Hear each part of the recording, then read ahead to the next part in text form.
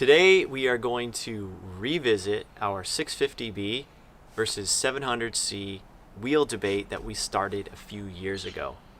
Today's video is we are going to revisit the test we did in the last video, which is where we went out and we checked we compared these two different wheel and tire sizes against each other. And some of you were still a little confused as to why we were doing this. So I would encourage you, if you haven't watched the first video in the series, please watch that first. It explains so many questions that you may have if you've just dropped in right now.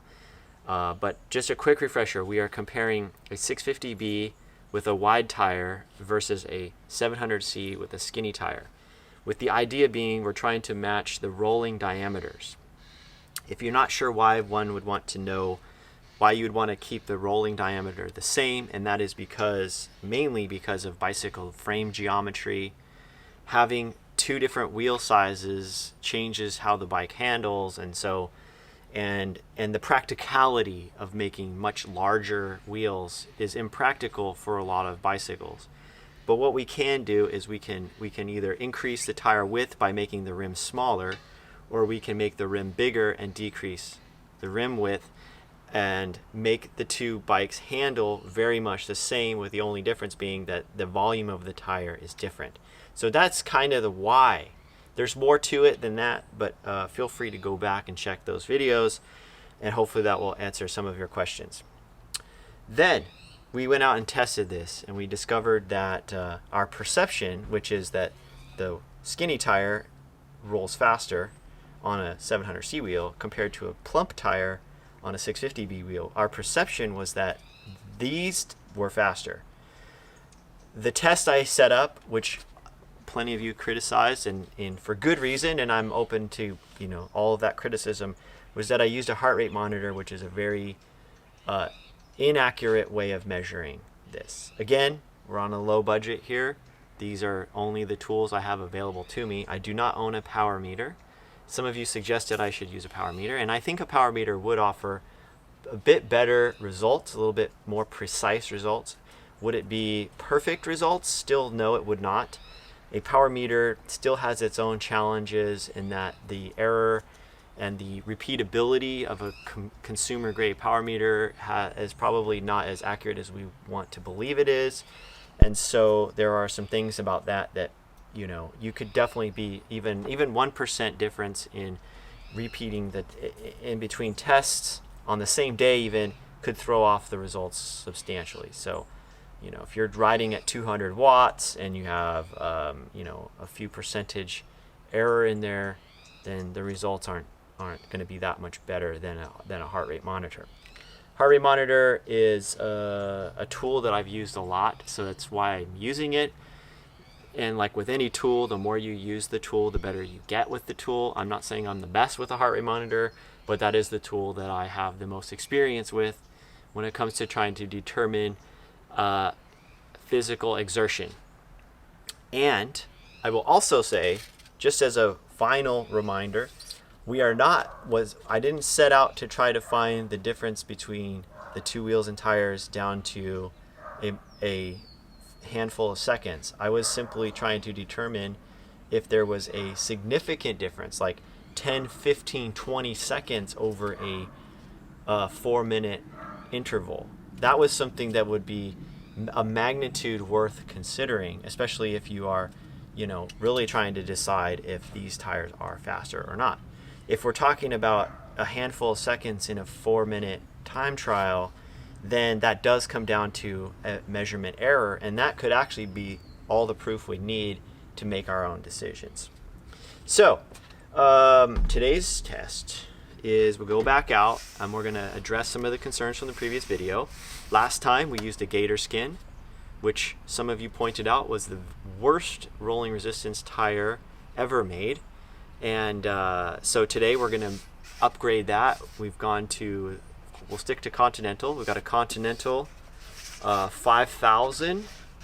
This is a Continental 5000. Unfortunately, this is a 28 millimeter tire, so it's actually pretty wide for a skinny tire. But I bought these tires because I want to ride this size tire on my road bike. Not because I wanted to do this test, but because I'm trying to maximize the tire's size on my road bike. So we've got a 5000. The 5000 is one of the fastest rolling tires on the Bicycle Rolling Resistance website, which does a series of bicycle tests at a given load and a given speed. They've determined that this is a very fast tire, and they've also tested the Compass tire brand, which is, in this case, it's actually called Rene Herse. This is a Rene Herse 650B by 48 switchback hill, formerly known as Compass. And it's interesting because the Compass logo is still printed on the tire here in the carcass mold. It still says Compass. So these are Compass Rene Herse tires. And we're going to measure the actual inflated width, but these are advertised at 48, and those are advertised at 28. These are a standard casing. That means they don't have the extra light casing, they don't have the endurance casing. Rene Herse makes different casings depending on how much you want to spend and what your purpose is. So if you're looking for the fastest rolling tire at all cost, the extra light casings are probably a good choice. If you want more of an endurance casing, you're going to be riding in a bike race and you're doing a gravel race and you don't want to worry about the sidewall getting cut because you can't pick your lines, then maybe an endurance casing would be your choice. But either way, they only tested on Bicycle Rolling Resistance, they only tested one or two sizes of the Compass tires, which was not this tire. And it actually had a pretty high rolling resistance, and that was why I felt it was a comparable rolling resistance to the Gator Skin, which also has a high rolling resistance. In fact, the Gator Skin still had a lower rolling resistance on the rolling resistance website than the Compass tire did, but still some of you said that wasn't a fair comparison. Also, I got criticized for using a heavier 700C wheel. I used this wheel, which is a Sun XCD 36 spoke high flange hub, and this has an aluminum rim. It's a box section, and a lot of you said this was not a good comparison to go up against this wheel, which is also an aluminum rim with a box section. This has 28 spokes, but what you need to remember is this has a dynamo hub in the middle, which has a little more resistance than just a freely spinning bearing. But nonetheless, that was a criticism. So what we are doing today is, in order to try to give the 700C as much of an advantage as possible, we're going to run it on this, or at least as much as I should re-say that, as much of an advantage as I can make possible, because I don't own any carbon wheels. But to give it as much of an advantage as possible, we're going to use this Ultegra wheel set. I have the front and rear. The front is radial laced. I didn't count the spokes, but I'm going to say it's 20 or 24. You guys, I don't know, maybe you can count it for me. The rear is, again, probably 24. And these are also a kind of a box section rim, but a little bit deeper. But they have these reinforcements around the eyelets, which are probably not that good aerodynamically speaking, but maybe a little worse actually than this smooth one. But these are a little lighter. This is going to be a little bit lighter weight than these, although the weight itself doesn't matter that much. It will affect the initial acceleration as we take off from our start. But the way I've been running this test in order to get rid of that acceleration is I get up to speed and then I start the timer so I know the course really well because I've ridden these roads a lot. And what I do is I start getting up to speed, and then as I cross the line I hit the start button. So I'm not accelerating into the test. By accelerating into the start of the test, you are introducing some error, because one or the other of these wheels and tires may accelerate slowly or slower. Although when we did the math, you know, we ran the 20, when we used the math on the 23C tire against the 48, it turned out that the accelerations were very similar, or they should be similar. And yet this is a 28 millimeter tire and this is a 48. So they're not, this is not exactly in line with the math I did, although I did look at a 28. So if you are curious, you can go back and rewatch those videos. The other thing I'll say before we go, and perhaps this is the last thing I'm going to say, is both of these tires have inner tubes. There's no sealant in any of these. This has a Panaracer inner tube, and this has a Schwalbe inner tube, I think. I could be wrong.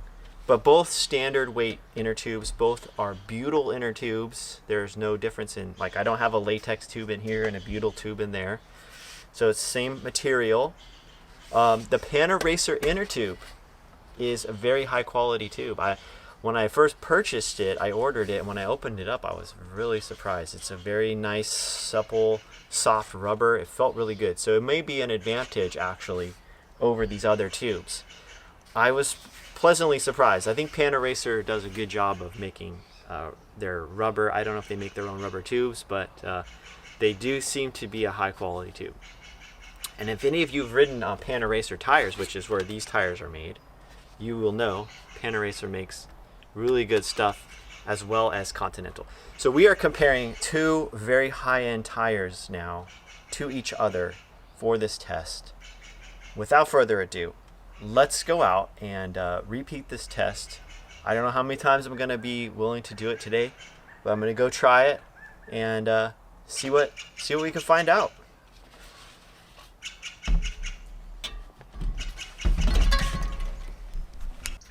Now, air pressure does affect rolling resistance, so I was originally going to run them at the same pressure, but the problem there is the sidewall tension is different. If you want an equal sidewall tension, or tension in the carcass, you have to set the pressure so that the tension's the same. So what I'm going to do is just take kind of a more or less a ballpark. So with the 28 millimeter tire, I'm going to set these to 60 psi, and with the 48s, I'm going to set them to we'll go with 25 psi front and back. So 60 on this one. Okay, I'll go with 60. Lost a little air there.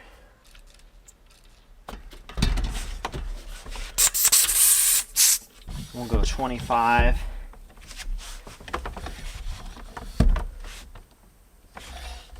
The valve's leaking a little bit, but so there's 25. Okay, I almost forgot. We need to measure the width of these tires. Okay, so on the Continental, so 1.082 for the Continental, and for the fancy Rene Herse, it is, make sure we're not measuring the, we have 1.72. Okay, 1.72. So what were those numbers? 1.082 and 1.72. I'll convert those here for you to metric, and so that's the width of the tires inflated. All right, so it's the next morning since I filmed the original intro to this video, and I went out and I tried to run one test, but unfortunately the wind was too erratic, so I decided to abandon the test, and now we are back. It's the morning now. It is, what time is it? 7:46, and there's no wind at the moment, so we're gonna see if we can run this test. We're gonna start with the skinny tires first this time. We're gonna do a little warm up. We're gonna run the test. We're gonna come back, we're gonna swap wheels, and then we're going to repeat the test. And I will be here, joined with my lovely assistant, Miss Luna. Everyone, please give a round of applause for our lovely assistant here today. Okay.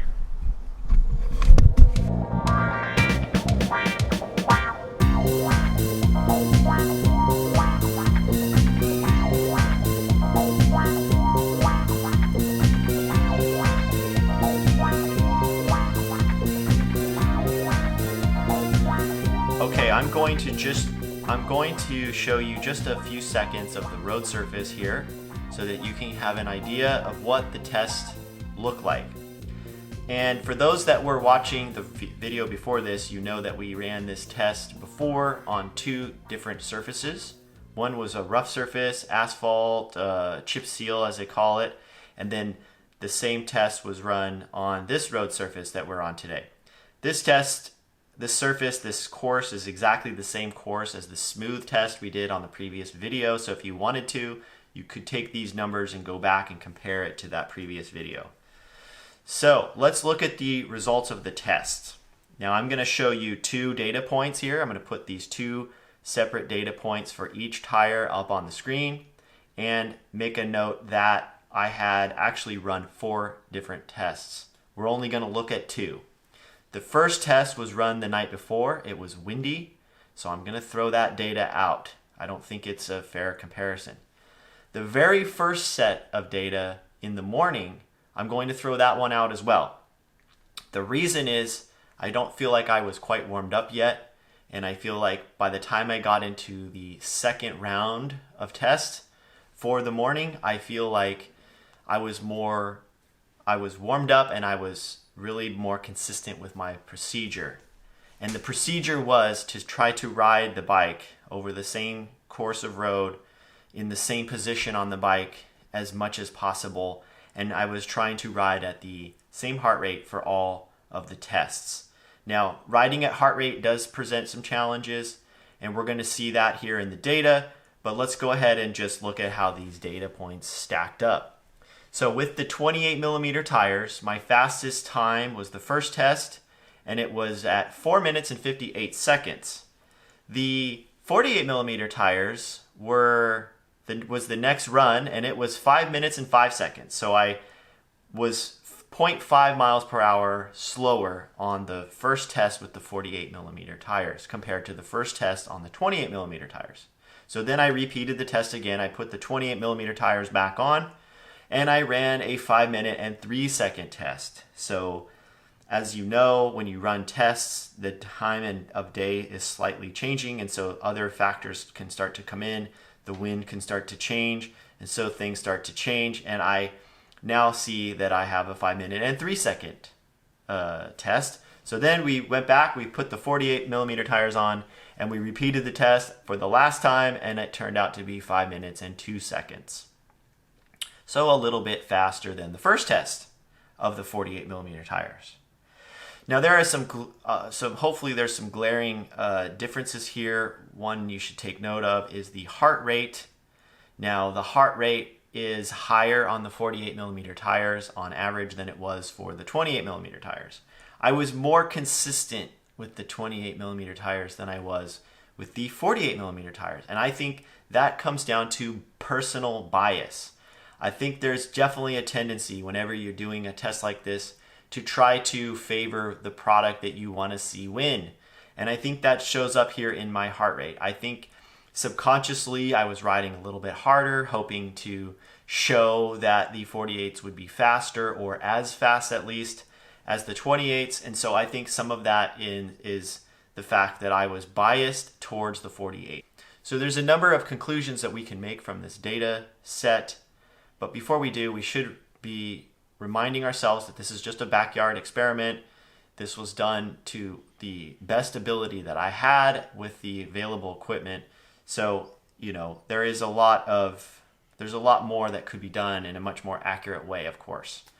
But with this data and just with my experience, the conclusions that I would make here is that I do feel I was biased towards the 48 millimeter tires. I think that's obvious from the heart rate.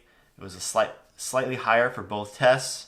I think anytime you do a test like this, there's going to be a bias of the person doing the test to want to show that something is better than another thing. So there's definitely some bias in here. And you'll see that on a lot of videos. You want to remember that there's always going to be a bias. If somebody is sponsored by a particular product, there's a good chance that whatever test they're running is going to have a bias in it. Is that a bad thing?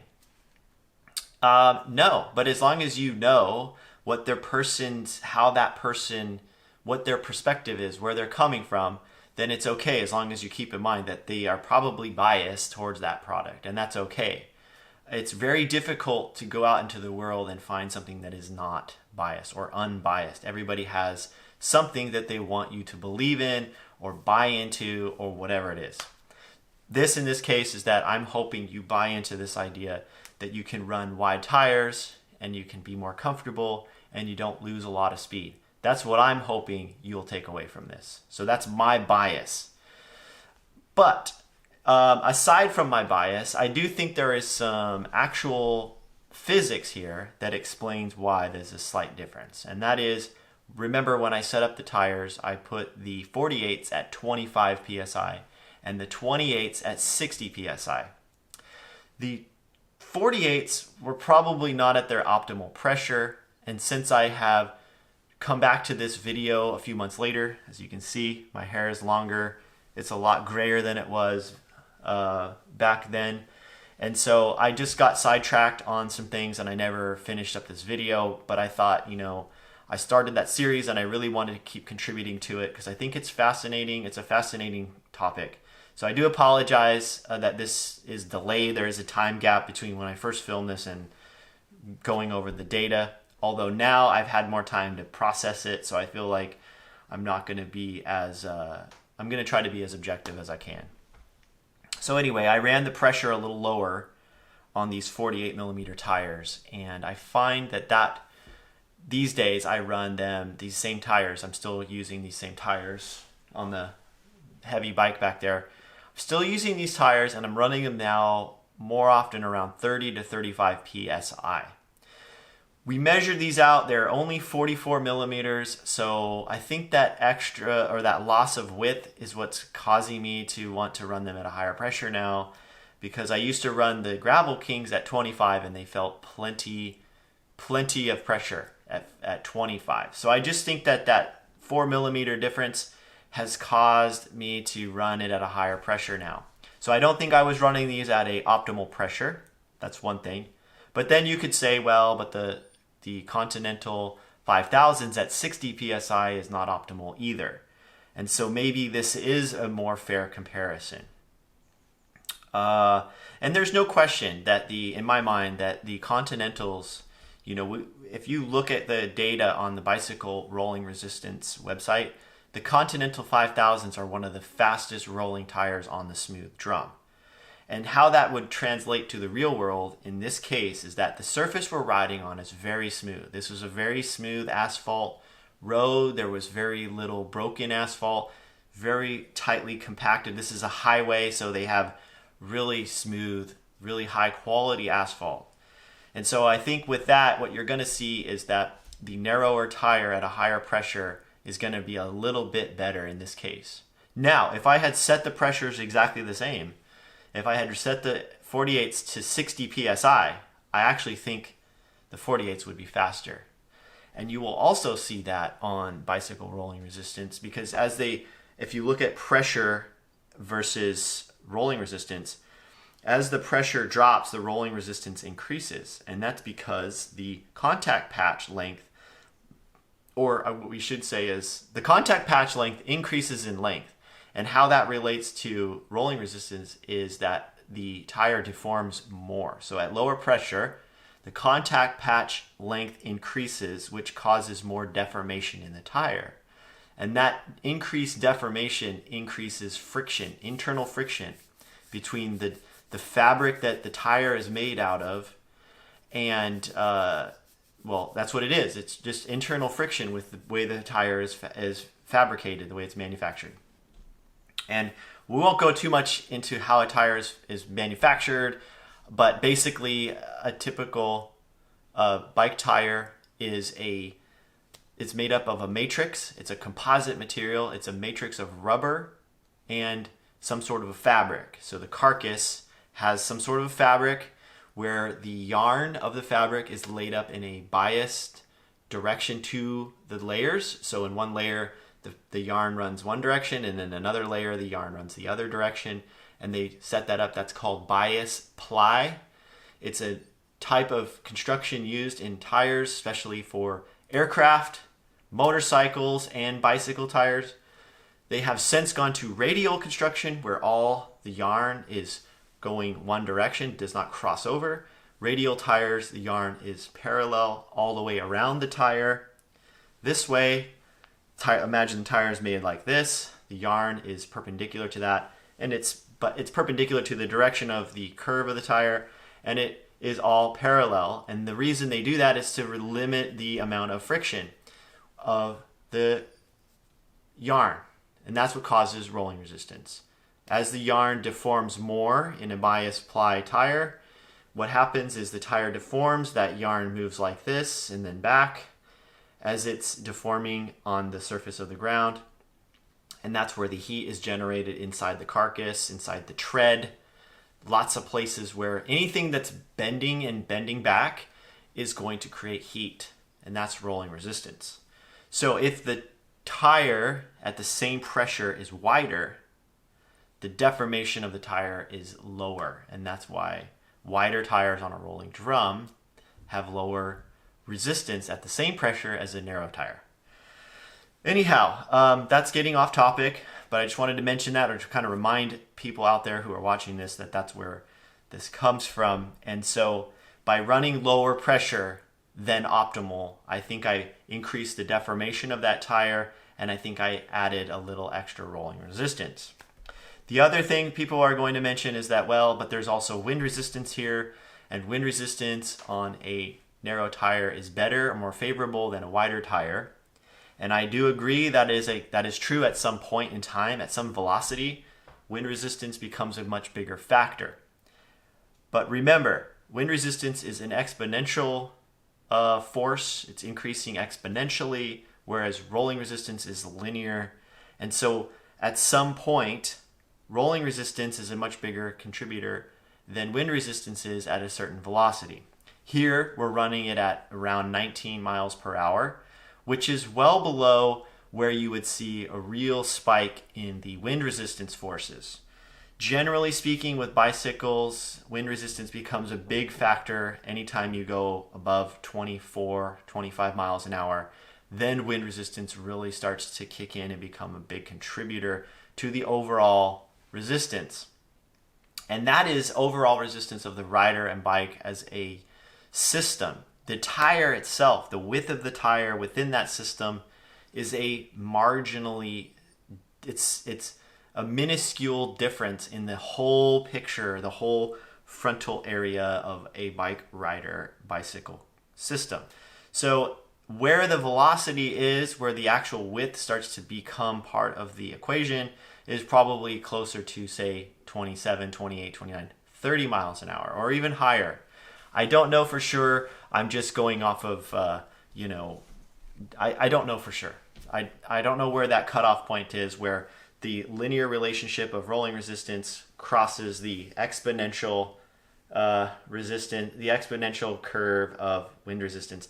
I don't know where that crossover point is, but I imagine that it is somewhere between 24 miles an hour and above. So, but of course, somebody out there might have a better mathematical model that can show us how wind resistance becomes a factor, and that would be really fascinating as well. Anyway, I'm going to conclude this video here. I think this whole series, I hope, has been helpful to some of you out there who are trying to decide, should I get a tire that can fit wider tires? Should I just stick to the traditional road bike that's lightweight? And I can't answer that question for you, but hopefully with this video you now have a little more insight into what to expect if you were to go with a little bit wider tire. Hopefully you'll gain some comfort and you won't lose as much. You won't lose a lot, but you'll gain the comfort. And over a very long distance ride, I think that comfort, personally, my opinion, is that comfort is going to pay you back eventually. Whereas I think on a narrow tire, skinny tire bike at high pressure, you're eventually going to fatigue more from the harsh ride. And so at some point, the comfort will outweigh the discomfort system. And so, I don't know, maybe that's what you're looking for. If you're not, if you're looking for all-out race performance, you're going full on criterium racing, you're going road racing, then these tires are not really for you. If you're doing mixed terrain gravel racing with a lot of pavement and gravel mixed together, then I definitely think these tires are going to be a much better choice than some skinny road tires. But anyway, that's my thoughts. Hopefully you guys have some thoughts and opinions and you're willing to share them down below. I know a lot of you don't share your opinions, so please, if you have some thoughts and you want to share it, this comment section is totally open. Be nice if you can. I don't delete comments, so if they're very derogatory, I apologize. I'm not one to delete comments generally, so unless they're just really, really stupid and really disrespectful and they have no context whatsoever, maybe I'll delete those. But for everyone else, you can disagree, leave it down below. You can agree, great, leave it down below. And hopefully we'll keep going on this. I know this is a topic we'll keep slowly chipping away at it. It's a lot of fun for me, hopefully a lot of fun for you. And anyway, I'm rambling, so I hope you all have a fantastic day. We'll catch you soon.